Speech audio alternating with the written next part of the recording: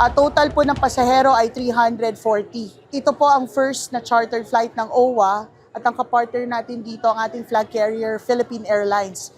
Una po ito sa several na charter ng pamahalaan ng OWA. Pangalawa po ito na charter ng pamahalaan.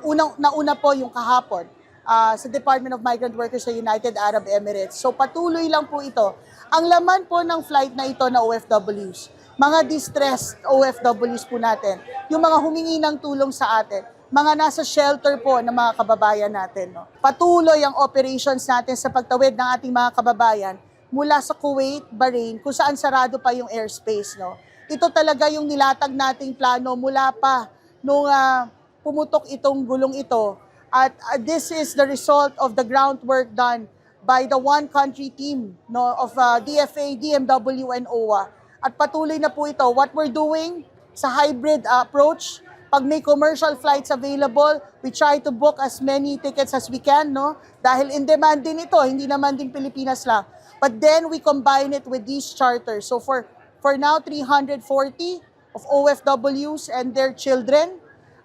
And then kahapon, there was around 400 po.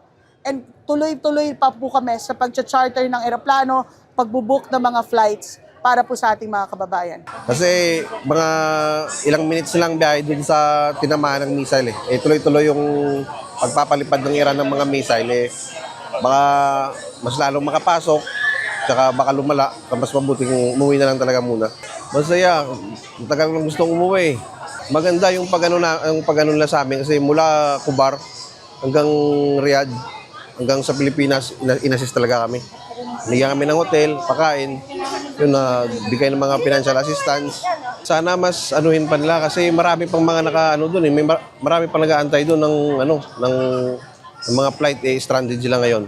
Usually sa Riyadh po, alhamdulillah, wala naman. Pero sa Al-Kharj, pero the last na, alam mo naman po sa social media, na yung parang, hindi ko fake news pa o ano, syempre nakakatakot din kasi may pamilya ka doon eh. Sinasabi nila, binomba na yung airbase ng Riyadh. So naisip ko na lumayas ako, sabi niyo, uwi na lang kayo. Okay na ako yung mahuli dito. Kayo na yung mauna. Napakahusay na ginawa po, lalo po sa Pangulo natin. Nagpapasalamat din po ako kay President Bongbong Marcos. At saka po sa bumubuo ng OWA, at saka sa Polo po, sa repatriation. Napakarami pong mga natutulungan nila. Natulad namin mga distress. At saka sa lahat ng nasa shelter. President Bongbong Marcos, maraming salamat sa programa na pinabot mo sa amin. Malaking bagay ito para sa amin, tsaka pati sa pamilya ba namin. Sana magtuloy-tuloy, tsaka marami pang matulungan na kagaya kong OFW na mga na-stranded,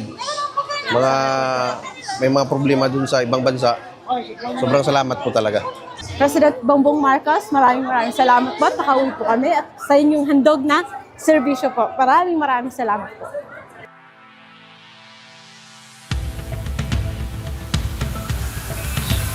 Welcome sa Pilipinas! Sinutubo namin kayo dahil bilin ng ating mahal na Pangulo na huwag iiwan ang mga Pilipino sa Middle East!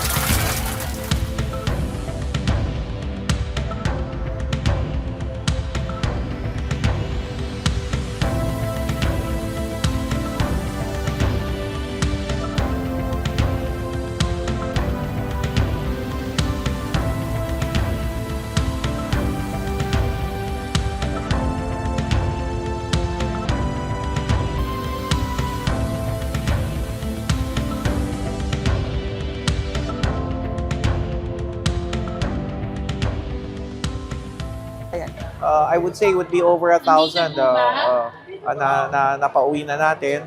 And patuloy lang itong effort na ito kasi on the ground, we still have people doing the commercial flight bookings. We still have people doing the land crossings. Kasi we're looking at 5 to 6 countries here.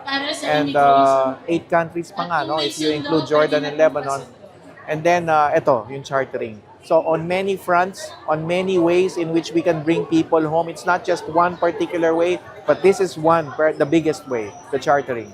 Sinisigurado ho natin ng ating mga bumabalik ng OFWs, matutulungan, mabigay yung medical assistance sa kailangan nila. So ngayon pa lang, dito sa airport, meron kami nito, team from Las Piñas General Hospital na nagbibigay ng emergency medical assistance sa kanila kasi syempre nagbiyahe yan or baka merong may hypertension or kung ano mang nararamdaman, masakit ang ulo, nabibigyan ka agad dito. Pati rin counseling, no? Kasi syempre, na-trauma yung mga yan. Pwede din, kung halimbawa ang mga depende sa assessment na ginagawa, kailangan i-refer to a higher facility. Kailangan dalhin sa hospital kasi may mga chronic diseases din.